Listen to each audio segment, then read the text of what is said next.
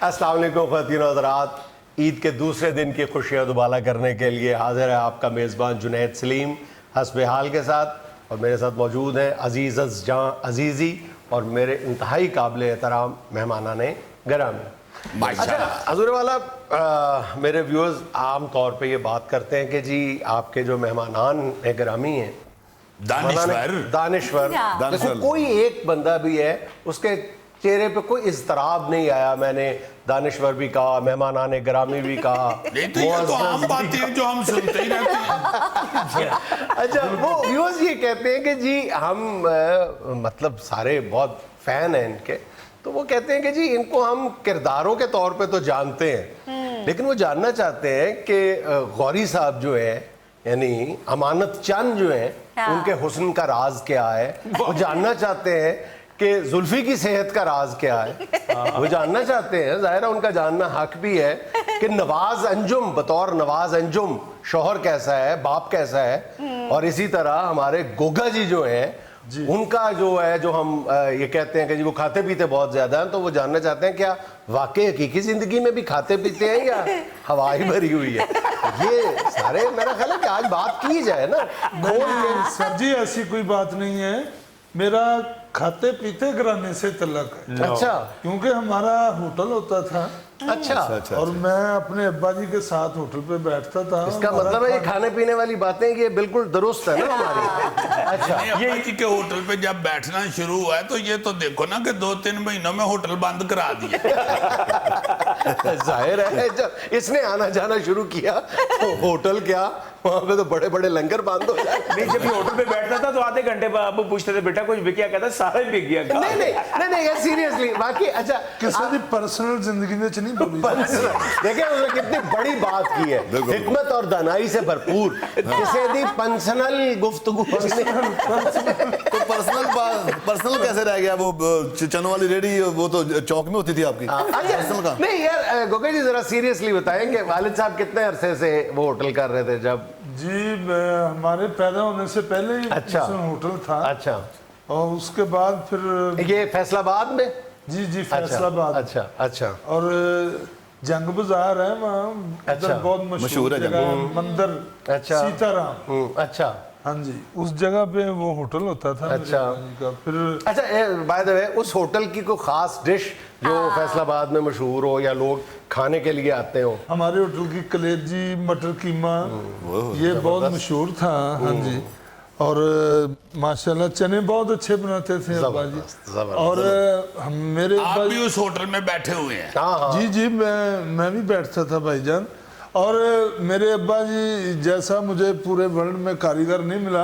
अच्छा, कि उन्होंने ऐसे पेड़े को बनाया और ऊपर उसके कीमा रख के फिर पेड़ा बनाया और उसको कह दिया कि इसके 18 पर्दे हैं। वो 18 ही पर्दे हुए हैं, 17 नहीं हुए। क्या वैसे महारत वाले लोग। अच्छा, ये भी मुझे किसी ने कहा था कि अब्बा जी ने शुरू में वो खुद भी पहलवान ज़ेन के आदमी थे, पहलवान। हाँ जी, और उन्होंने आपको कहीं खाड़े शाड़े भी भेजा था पहलवानी के लिए? हाँ जी, खाड़े भी भेजा। हाँ जी जी गोगे फिर खाड़े तो जल्दी उन्होंने कर देता सी। ये पहलवाना तो कच्चे चुक लेता सी। यार इस वजह से नहीं था निकाला तो होके वापस भी तो कर देता। नहीं तो बीच में से एक्टर कैसे बाहर आ गया पहलवानी में से? खाते वो कुछ एक्टर लोग हमारे आते थे उधर फैसलाबाद के होटल पे खाना खाने के लिए। उनको वो जब बातें करते थे तो फिर मेरा साथ शौक बढ़ गया कि मैं भी उनके साथ जाऊं। आर्ट काउंसिल में ड्रामे हुआ करते थे उधर। फिर तारक जुवैद साहब को देखा। तारक जुवैद मरहूम अल्लाह ताला उनको जन्नत में जगह दे, बड़ा वर्सटाइल हमारे थिएटर के आर्टिस्ट हुए हैं। और मेरा ख्याल है कि फैसलाबाद में वो वाहिद ऐसा आर्टिस्ट हुआ है जिसको थिएटर के ऊपर बाकायदा एक असातिज़ा में शुमार का फुल ऑफ एनर्जी। ऐसे लगता था कि ठाठे मारता हुआ समंदर है उनके अंदर एक एनर्जी का। थिएटर का वो बहुत अच्छा आर्टिस्ट। टेलीविजन और फिल्म में वो नहीं कामयाब हो सके, थिएटर के वो बड़े कमाल आर्टिस्ट थे। उसकी वजह मेरा ख्याल है तारक जुवैद साहब के थिएट्रिकल जहन होने की। थिएट्रिकल जहन था बाकायदा। एक अनायत लाहौरी लाहौर के आर्टिस्ट हुए हैं और वो गिने फैसलाबाद गए जाते थे चूंकि अनायत लाहौरी साहब मरहूम, अल्लाह ताला उनको भी जन्नत में जगह दे, बहुत ही वर्सटाइल बंदा था। उनका नाम इतना नहीं हुआ, मगर मैं समझता हूं कि मेरे समेत हम सब लोग उनको बाकायदा सुनते थे, देखते थे। तो ये तारक जावेद साहब के बड़े दोस्त थे, ये थे लाहौर के, मगर जिंदगी इनकी ज्यादा फैसलाबाद में गुजरी और तारक जावेद साहब इनके बड़े करीब थे और इनसे बहुत कुछ सीखते थे। बहुत से किरदार, बहुत सी टेम्पो, बहुत सा लबो लहजा तारक जावेद ने अनायत लाहौरी से लिया हुआ। आप ये बताए ना जी। कि आप ये फन अदाकारी के तालाब में खुद उतरे थे या किसी ने धक्का दिया था, क्या हुआ था? आप कैसे आए यहाँ?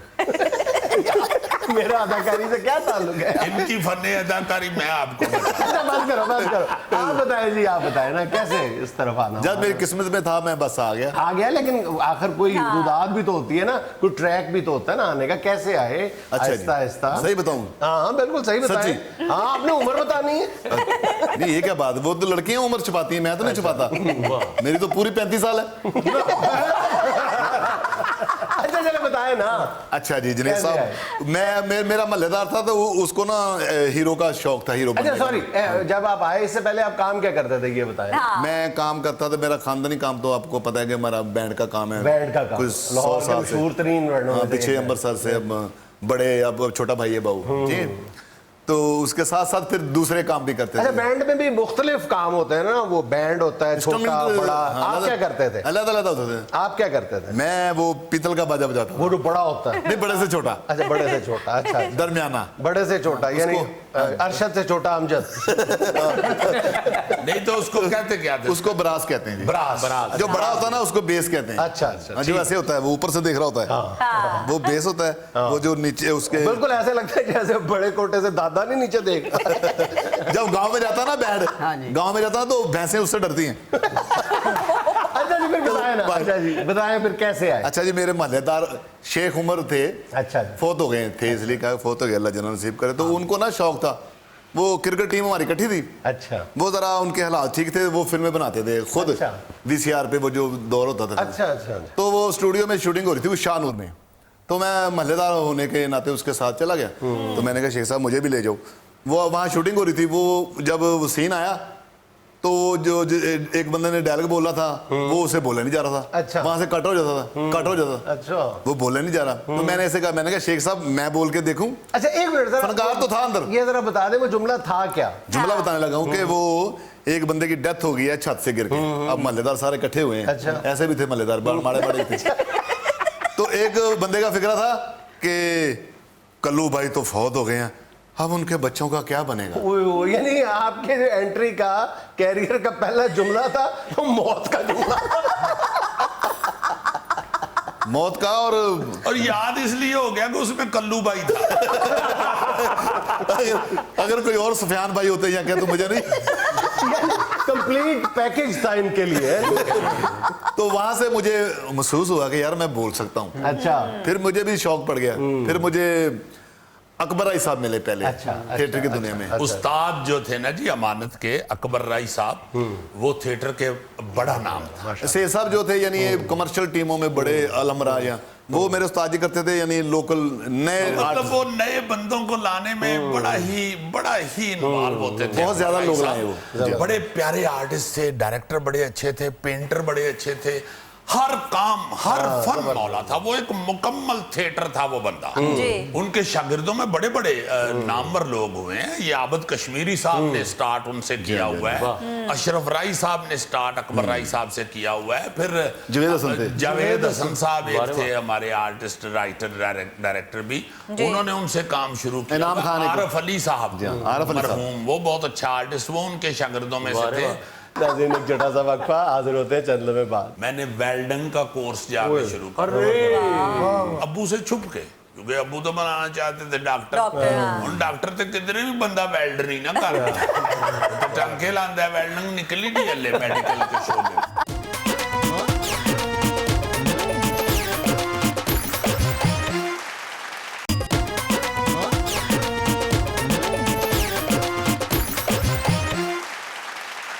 अच्छा जी, फिर लाहौर कैसे आए? लाहौर में सर बस पे आया हूँ, और लेकिन मुझे लेकर सईद खान साहब, रंगीला साहब मुझे लाहौर में लेकर आए।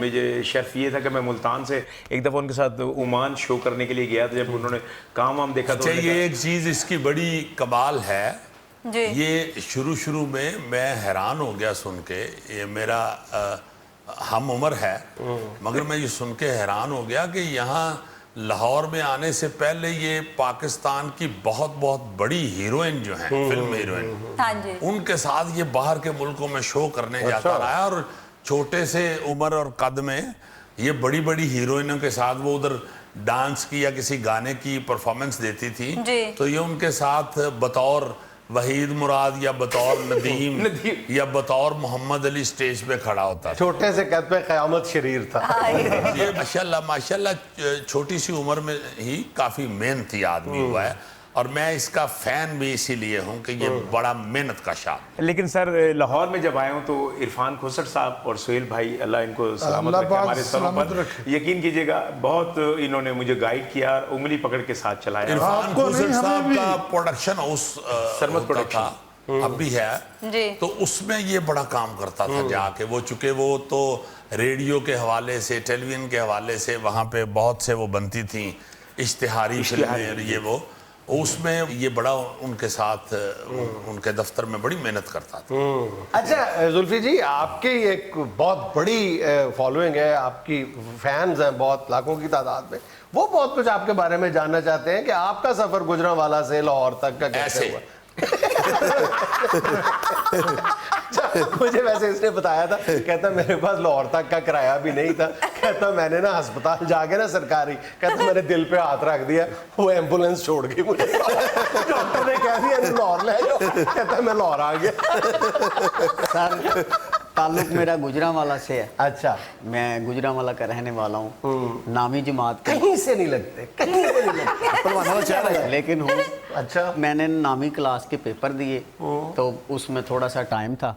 हमारे असगर साहब हैं, असगर भाई जो मेकअप आर्टिस्ट हैं गुजरांवाला से, मैं उनके साथ देखने के लिए आया। उन्होंने बोला कि बेटा वैसे आर्टिस्ट को बड़ी मेहनत करनी पड़ती है, आप मेरे साथ as a assistant makeup man काम करो।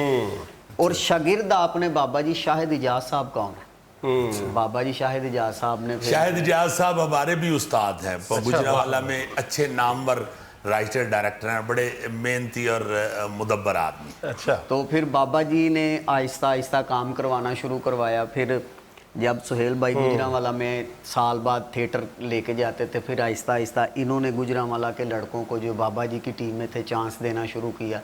मैं यही कहूँगा कि या अल्लाह पाक तेरा शुक्र है कि मुझे सीनियर और मेरे बड़े अच्छे जो बड़े हैं वो मुझे बड़े हमें अच्छे जब मिले। हस्बे हाल में हमारी डिस्कशन में जब आया पतला लड़का एक होना चाहिए इस तरह का जो, और ऐसे जरा वैरायटी सी नजर वैरायटी के लिए, आए, हाँ जी। तो फिर जाके मैंने गुजरांवाला, वो पंजाब थिएटर है वहाँ पे, उसके बाहर मैंने टोकरे के नीचे सोटी रख के तो रस्सी इसको बांध के दूर बैठ गया, उधर मैंने ये पकड़ा। अच्छा जी, मैं इस मौके से फायदा उठाते हुए एक छोटी सी वजाहत भी करना चाहता हूँ अपने व्यूअर्स के सामने।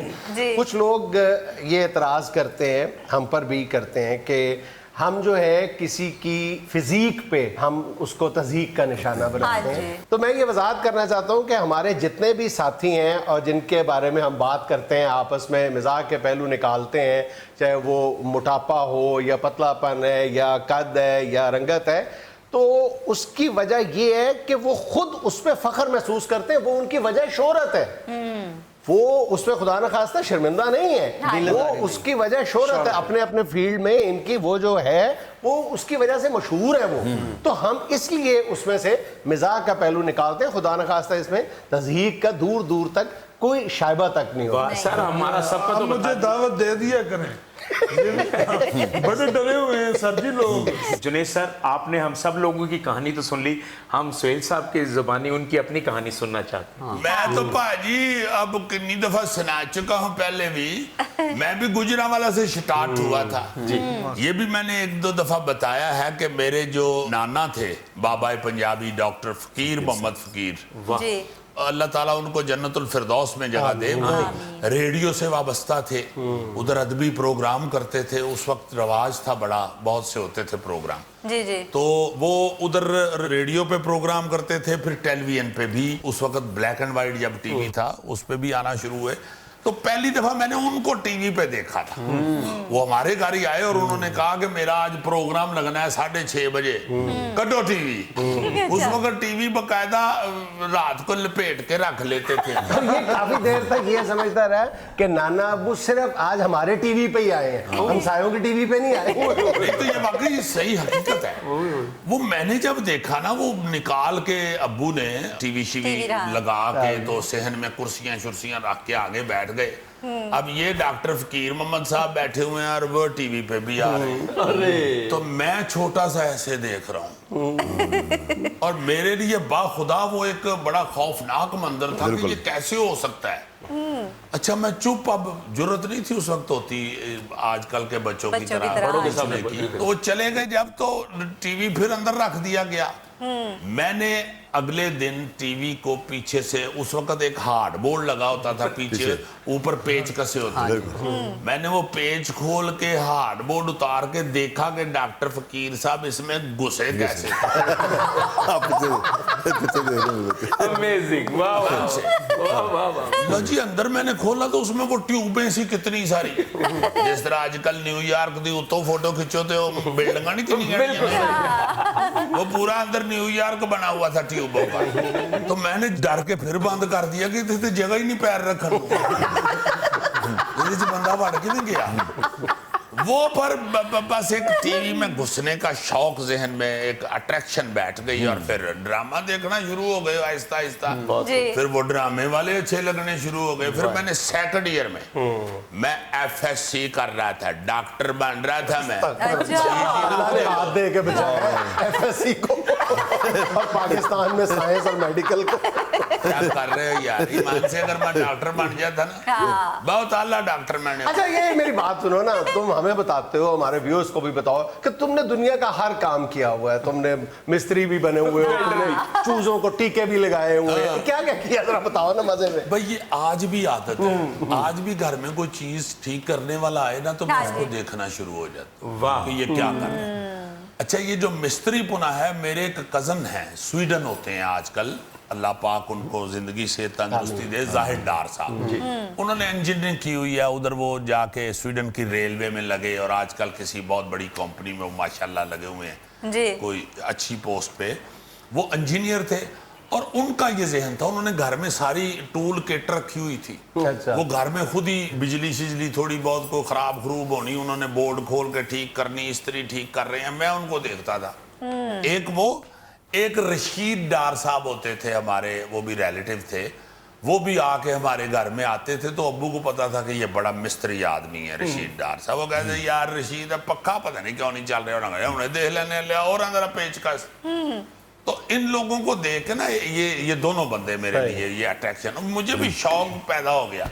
मुझे अब्बू ने पहली घड़ी दी अपनी और घड़ी उन्होंने ले ली, तो वो उन्होंने मुझे दे दी। तो मैं बजाय ये खुश होने के घड़ी मिली है, ये मैं खुश हुआ कि खोल के देखूंगा सुइयां चल दी हैं। एक छोटा सा वक्फा, हाजिर होते हैं चंद में बात। पुराना दोस्त है। अच्छा। इस शो से पहले का माशाल्लाह हमारे ड्रामे में देखने बड़े आते थे। भाई साहब आके हंसते हंसते कुर्सी से उल्टबाजी भी लगाते।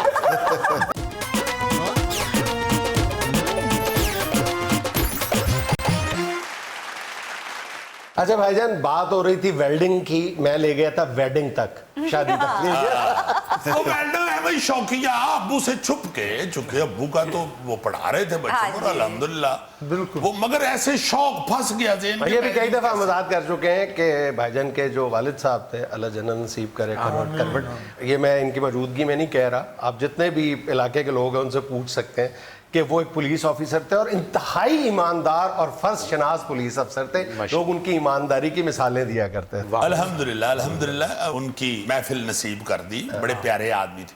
अच्छा वेल्डिंग सीख के हमें शौकिया ही, उधर ही हाफिज आग की फैक्ट्री गया हूँ मैं, वो जाके सरिया खरीद के रास्ते से, अच्छा पतला, उसका मैंने टेलीफोन स्टैंड बनाया है खुद। हाँ खुद वेल्डिंग के साथ, और उसके बाद वेल्डिंग छोड़ दी और उसके बाद टेलीफोन पे काम करना भी छोड़ दिया, क्योंकि सरिया जो है उनके यार क्या करते, अमान से टेलीफोन स्टैंड बना के घर ले गया, उसको चिट्टा रंग करके तो कोने में रख दिया। अरे खुद ही छोड़ दिया वेल्डिंग। अच्छा मैं पूछने वाला था, दीदी इतने काम किए, आया क्यों नहीं कोई? शुरू हो जाता था। बहरहाल ज्यादा जो मेन शौक था फिर वो टीवी में आने का ही चढ़ गया, एक्टिंग का ही चढ़ गया और उसी का वसीला बन गया। वो कई दफा बता चुका हूँ। हाँ जी। मुझे याद आ रहा था कि अमानत जब मेरे साथ आया ना पहले ड्रामे में, जी। ड्रामे का नाम था एक और तलाश। देखो कोई भी अच्छा कोई आर्टिस्ट आता है ना तो वो आपके ज़हन पे नक्श हो जाता है कि भाई ये बंदा फलां ड्रामे में आया। जैसे तारक जावेद साहब का बशीरा इन ट्रबल याद, ये मुझे याद है आया ना अमानत, यह आदमी था। तो मैं नौकर का पार्ट कर रहा था जो मेन कॉमेडी पार्ट समझा जाता था उस वक्त। जी। तो इसकी मेरे साथ ही एंट्री थी। इसने आते ही मुझे 2 3 4 ऊपर तले बहुत अच्छी जुगतें लगाई। अच्छा। तो मेरी हंसी निकल गई। तो मैंने इसको कान में ना ऐसे छेड़ा। तो इसने भी मेरी तरफ देख के ना, बड़ा प्यारा आदमी है। इसकी ये खूबी है कि ये इंतहाई अच्छा, प्यारे से बाअदब है। मुराद है, तुमने कहा प्यारा आदमी मतलब अच्छा आदमी है। यार खड़े ना हो जाया करो हर चीज। यार इसका सुनो ये कैसे अरे मैं कैसे अच्छा बताऊं? ये बताइए, मैं सीरियसली कह रहा हूँ, तुम ये बोलो अच्छा आदमी है। ये बताया तो भाई। देखो हम आज अपने व्यूअर्स के साथ ये शेयर कर रहे हैं रियलिटी जिंदगी की। तो रियलिटी बताने लगा हूँ व्यूअर्स को तुम्हारी भी। सीरियस कह रहा हूं, तुमने प्यारे की बजाय अच्छा कह दो ताकि Reality। लोगों को रियलिटी नहीं मैंने नहीं करना, मैंने नहीं। जैसे बच्चा नहीं कहता नहीं मैंने नहीं टीका लगवाना, इस तरह टपा था शो, मैंने नहीं करना। अच्छा। अपनी तरह से यार है चीफ एडिटर साहब कैलिबर ये वो। हाँ। और इसके ज़हन में भी नहीं था कि ये मेरे पुराना दोस्त है। अच्छा। इस शो से पहले का पहले, माशाल्लाह हाँ। हमारे ड्रामे में देखने बड़े आते थे। भाई साहब आके हंसते हंसते कुर्सी से उल्टबाजी भी लगाते थे। मशहूर थे, बल्कि एक्टर पूछना शुरू हो जाते यार तेरा उल्टबाजी वाला यार नहीं आया। यानी कि अजीजी जिस तरह बात यानी कबूतर मजा पसंद।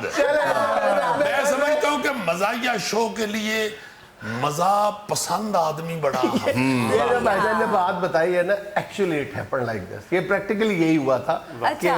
भाईजान ने मुझे दावत दी कि वो बड़ा मजा आएगा, ड्रामा लगा हुआ था। तो एज मतलब बड़ा वो, मैं अखबार के चीफ एडिटर साथ मेरे 2 दोस्त थे, तो फ्रंट सीट पे बैठ के हम देख रहे थे। तो मैं बड़ा अपने जरा मुदब्बर और मुअज़्ज़ज़ बन के ऐसे बैठा होता कि ज्यादा जोर से नहीं हंसना। वो जैसे ही जो थोड़ी देर बाद 5-10 मिनट के बाद जब इनकी और मारोला की आपस में शुरू हुई है, जब बनियान फटनी शुरू हुई है, मेरा हंस हंस के मैं लिटरली नीचे गिर गया, मैं लोट नीचे जमीन पे गिर गया। तो बाहर मेरे दोनों दोस्त कह रहे उठ, तू चीफ गेस्ट है, उठ। देखो ना ये चीफ गेस्ट थले पे जिवें आनियां ते बतख नहीं बैठी होंदी, चीफ गेस्ट थले बैठी। नहीं तो तुसी उत्ते कह देंदे मैं वो कबूतर हां जेड़ा उड़दा उड़दा बाजी लांदा। नहीं वैसे ये देखो कि मेरे अल्लाह के फजल से अल्लाह ताला की रहमत, अल्लाह पाक सीधियां डालता है, फिर बंदा हाँ, अपनी तरफ से खुद कह देता है कि कैसा मैं कीता है, कैसा मैं सोचे है। मगर मेरा ये आइडिया अल्हम्दुलिल्लाह अल्लाह की रहमत से ठीक निकला कि मेरे ज़हन में ये था कि ये जिस कदर जुनैद सलीम जो है हाँ ये जी। मज़ाक को पसंद करने कर- वाला है, ये हाँ। खुद माशाल्लाह मज़ाक को रिसीव करना और मजाक करना हाँ। जाहिर है ये तो चले कुछ आज नहीं आज चाहिए। भी उसके साथ एक और राज शेयर करते हैं। जब पहला दिन था, बिल्कुल जी, जी। रिकॉर्डिंग थी, तो मैं इन विलिंग नहीं था ज्यादा। देखो नहीं कुछ नहीं तो बिल्कुल ऐसा इधर जैसे तुम गल्ला कर रहे हो, जैसे तुम गल्ला कर रहे हो। चेयरमैन साहब के दफ्तर में बैठे हुए हैं ना, तो ये कह रहे हैं जी कि मैंने नहीं करना शुरू। अच्छा। प्लीज यार सुहेल भाई मुझे ना कहें, मैं नहीं। अच्छा इधर उस वक्त ये इसी फ्लोर पे ये सेट जो था हमारा, ये हाँ उस जी। तरफ हुआ करता था। तो 3 कैरेक्टर्स होते थे सिर्फ। तो वो जो एंकर की चेयर थी उस पर बिल्कुल नॉर्मल अंदाज में हम बातें कर रहे हैं। इन्होंने इशारा किया प्रोड्यूसर को खामोशी से, मुझे समझ नहीं आई। उसने मैं माइक आपको जो बताता हूं था ना, वो मैं यहाँ की बजाय मेरे पीछे लगा दिया माइक। अच्छा वो माइक, अब मुझे नहीं पता मेरे पीछे माइक लगा हुआ है। उन्होंने अच्छा उस वक्त सानिया मिर्जा की शादी हुई थी, नहीं शुएब मलिक सानिया मिर्जा की शादी थी। तो ऐसे मुझे पूछने लगे यार ये सानिया मिर्जा मलिक की शादी हुई है, उसमें कुछ पुरमज़ाक गुफ्तगू थी, कुछ सीरियस गुफ्तगू थी। अच्छा वो रिकॉर्ड हो रही थी। तो मुझे उसके बाद ना कोई 10 मिनट बाद ना कहते 1 मिनट चुप करो, कहते यार टीवी, और टीवी लगा कहते ए देखो इस तरह ही तुझे सोच करनी है ना गल। वो रिकॉर्डिंग हो रही थी। मतलब देखिए नए बंदे को इस इसको तरह में ये था ना कि मैं अखबार का आदमी हूँ, हाँ प्रिंट जी, मीडिया का माशाल्लाह हाँ। अपनी नहीं, अखबार। जहाँ का बंदा वहाँ आना पड़ता है उसको, इन्होंने आने अच्छा लगा। ये देखो ये आहिस्ता आहिस्ता देखना तुम्हारी बैंड वाली दुकान पे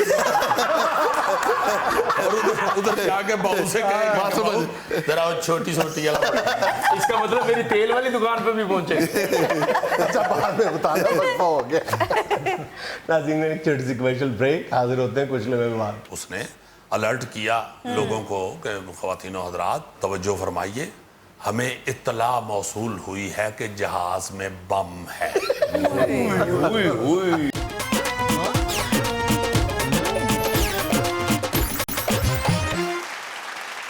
अच्छा मैंने सोचा था कि जब भी कभी हस्बे हाल में हम ज़ाती ज़िंदगी के वाक़यात शेयर करेंगे तो मैं तुम्हें कहूँगा वो वाला वाक़या ज़रा व्यूअर्स के साथ शेयर करो, वो जब तुम जहाज़ में सफ़र कर रहे थे और बम की इतलाक। वो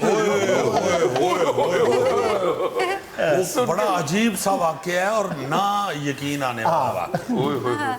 वो मेरे एक दोस्त होते थे, अल्लाह उनको ज़िंदगी दे, अब भी हैं वो। उस वक्त वो ये जो स्टील मिल है कराची, उसके वो यूनियन के चेयरमैन को प्रेसिडेंट। कितने साल पहले की बात है गालिबन? ये कोई 95 90 अच्छा 6 की होगी बात।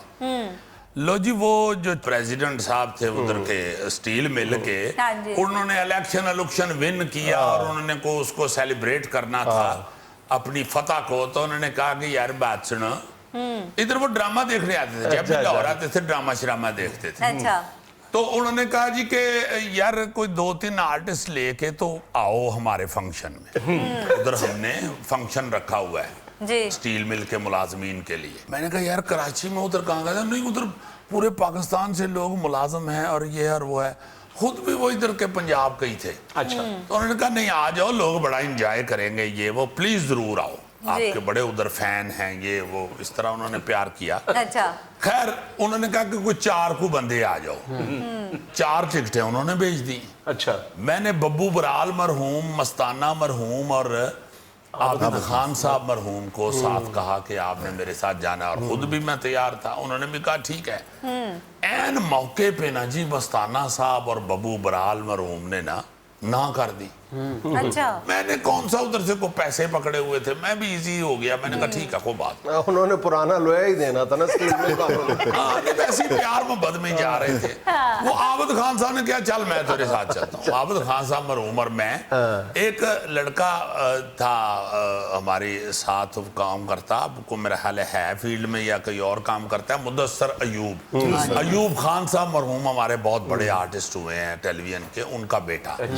वो मेरे साथ ना, उस वक्त मैं स्क्रिप्ट वगैरह भी लिखता था, तो उसकी हैंडराइटिंग बड़ी अच्छी थी, तो वो मेरे साथ बैठ के, वो पढ़ा लिखा है। अच्छा तो वो उसको मैंने ऐसे ही कहा, मैंने कहा मुदस्सर तू कभी बैठा है जहाज पे? कहता नहीं जी। मैं कहा आज तेन सैर करावा, घर कह दो हम कल आएंगे। तो बड़ा खुश हो भी साथ। मैं आबिद खान मरहूम और मुदस्सर हम तीनों एयरपोर्ट पहुंच गए। खैर हम चले गए, बैठ गए जहाज में, जहाज उड़ गया। वाह। अब ये सुनाता हूं तो कोई यकीन नहीं करता कितनी बड़ी बेवकूफी की उस पायलट ने, कैप्टन ने। मैं सोचता हूं कि क्यों उसने ऐसा बिल्कुल नाकाबिले यकीन। हाँ, नाकाबिले यकीन। 45 मिनट जहाज उड़ चुका है, मुल्तान के करीब हम पहुंच चुके हैं, मुल्तान पहुंच चुके हैं। तो उसने एक अंदर से आवाज आई, वो माइक शुरू हुआ, लेडीज एंड जेंटलमैन, वो उसने अलर्ट किया लोगों को कि ख़वातीनो हज़रात तवज्जो फरमाइए, हमें इत्तला मौसूल हुई है कि जहाज में बम है। ओए मेरे अमाल का, सीधा ही कह दिया कि जहाज में बम है। तो आप सब दुआ करें हम खैर खैरियत से वापस पहुंचे। हमें वापस आने का ऑर्डर मिला है, हम वापस लाहौर एयरपोर्ट की तरफ जा रहे हैं। ये ऐलान कर सारा जहाज जो था ना जी फुल था। अगली सीटों की वो बैग पकड़ के हर बंदा इतना इतना ऊंचा हो चुका था और ऊंचा ऊंचा दरूद शरीफ और कलमे पड़े जा रहे थे, हला लाला हो गए। और हमारे समेत सबके जाहिर है हम भी इंसान। और वो भाई साहब बाहर आए, बाहर आके उन्होंने देखा मेरे वो तरफ, उनका ध्यान पड़ा। तो टीवी शीवी उस वक्त बहुत करते थे, तो वो आ गए मेरे पास, हुन सुनाओ, बड़ा तुझे भी ड्रामे कर दियो। तो मैं फिर एकदम ऐसे हुआ, मैंने कहा आप ये झूठ बोल रहे थे? हो गए। कहता है नहीं जी हमें इत्तला मिली है, वैसे सुहेल साहब ये अक्सर ऐसा हो जाता है, कई दफा हुआ है। तो आप फिक्र ना करें, दुआ फरमाएं, हम भी आपके साथ हैं। तो इंशाअल्लाह यार वापस लाहौर पहुंच रहे हैं। यार वो 45 मिनट की जो वापसी थी वो मेरा ख्याल है कोई आधे घंटे में हुई, इतनी तेज वो वापस आए। 45 साल लगे होंगे। जो जहाजों के हादसात में होता है हाँ जी। वो सारा ज़हन में दगड़ दगड़ दगड़ दगड़ दगड़ दगड़ आ रहा है, धड़ाधड़। इधर आके उतरे तो उसने परे कहीं खेतों में ही जहाज उतार दिया, मतलब अच्छा। बिल्डिंग से दूर। वो बाद में पता चला कि ऐसी सूरत में बिल्डिंग से दूर रखते हैं एयरपोर्ट जहाज। से। अच्छा। जब जहाज उतरा यूं बड़ी उसने वो ब्रेकें लगाई, हाँ। तो बाहर मैंने देखा तो वो गने पकड़ी हुई सिक्योरिटी वालों ने और एम्बुलेंसें खड़ी, वो लाइटें जल रही हैं घूमने वाली, हला लला हो रही है। तो वो बड़ा ही अजीब मंजर था। उसने अनाउंस किया कि आराम से बारी बारी नीचे उतरें, भगदड़ की ज़रूरत नहीं है वो, और उतरना शुरू हुए। तो मैं इधर था, खान साहब इधर थे, मैं उठ के इधर हो के ना खान साहब को मैंने कहा आए, आबिद खान साहब। हाँ मैंने कहा आए खान साहब आगे चलें। तो बेचारे कहते ओके चल आगे चल, वो बड़े सख्त बेचारे। तो मैंने कहा नहीं आप आगे चले पहले। वो ये बात मुझे सारी ज़िंदगी फिर बेचारे कहते रहे कि मैं तुझे, वो जो तुमने मुझे प्यार किया था वो मुझे याद है। खैर हम मज़े वाली उसमें बात ये है, अल्लाह माफ़ करे, अल्लाह माफ़ करे। वो जब नीचे उतरे, वो जो बंदा सीढ़ी के नीचे खड़ा था वो कहता नहीं वो जिधर लाइट जल रही है ना, बल्ब जल रहा है, उधर को सारे जाएं। अब वो जब उसकी तरफ दौड़ रहे हैं कि भाई जल्दी से दूर दौड़ जाए जहां से, कि कहीं पीछे से बड़ा सो ना जाए, खुदा ना करे। अच्छा उसमें अब खौफनाक और हिलेरियस कॉमेडी ये है कि अब मैं उस वक्त थोड़ा यंग था और एक्सरसाइज वगैरह भी करते थे, मुझे इतना फील नहीं हुआ, मगर आबिद खान साहब मुझसे काफ़ी बड़े थे उम्र में, तो वो बेचारे कुछ वैसे भी घबराए हुए थे, बुजुर्ग आदमी। ऊपर से दौड़े हम जब, तो वहां पहुंचने तक उनका साह उखड़ा हुआ बड़ा सख्त। तो ऐसे वो ये जाके खड़े हुई है ना, तो दो लड़के थे को आज तक मुझे याद है, को बड़े उल्लू के कान शरारती से, वो जाते ही कहते हैं आबिद खान साहब कोई लतीफ़ा तो सुनाओ। होए होए होए। आबिद खान साहब पहले गुस्से के बादशाह थे, उन्होंने उधर कोई चीखना शुरू किया, उन्होंने वो लतीफे सुनाए, वो सुनाए, ऐसे ऐसे गंदे लतीफे उन्होंने फिर सुनाए। और वो दो ऐसे बेवकूफ शरारती थे, वो हंसते जा रहे। मैंने उनको कहा, चेज़ा लिया ना, बुजुर्ग आदमी है वो, आप क्या बेवकूफों वाली हरकत कर रहे हैं। आप देखें तो सही कि क्या सिचुएशन, और आप बड़ी वो अक्ल को हाथ मारे। उनको मैंने झाड़ा जूड़ा थोड़ा सा सीरियस, तो वो बाज आए। बहरहाल वो जहाज की चेकिंग शुरू हो गई, हमें वो सब सवारियों को एयरपोर्ट के अंदर ले गए। फिर हमने कहा कि अब तो टाइम इतना हो गया कि हम अब शो में पहुंच ही नहीं सकते। अच्छा दूसरे दिन अखबार सारी मैंने पढ़ी कि ये लाजमन अखबार में आया होना चाहिए कि कैप्टन या पायलट ये कैसे ऐलान कर सकते हैं। भाई कुछ कह दो इमरजेंसी में वापस जा रहे हैं या कोई फॉल्ट की वजह से, अगर बम भी कह दिया, कोई इत्तला मिली भी है तो मुसाफिरों ने क्या डिफ्यूज करना है बम, वही ना, तलाश करना है बम को। वही मैं कह रहा हूँ ना कि आप सवारियों को तो ना बताओ किसी को हार्ट अटैक हो जाए, किसी को ब्लड प्रेशर शूट कर जाए, लो हो जाए। वो बहरहाल दूसरे दिन अखबार में आया हुआ था कि नोटिस ले लिया एयरलाइन वालों ने। जाहिर है उसकी कोई अपनी इंडिविजुअल गलती थी, उसकी जाती बेवकूफ़ी थी, एयरलाइन की तो नहीं थी। उन्होंने नोटिस लिया, कोई सजा दी होगी उसे। बाद में पता चला होगा जहाज में कोई ट्रेन है तो उसने कहा होगा छिक बम रखा हुआ।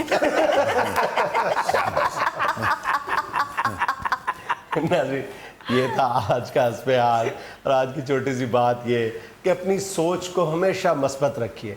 वो सीढ़ियाँ जो आपको नीचे लेके जाती हैं वही सीढ़ियाँ आपको ऊपर लेके जाती हैं। खुश रहें, खुश रखें। आपसे मुलाकात होगी इंशाल्लाह अगले हफ्ते। अल्लाह।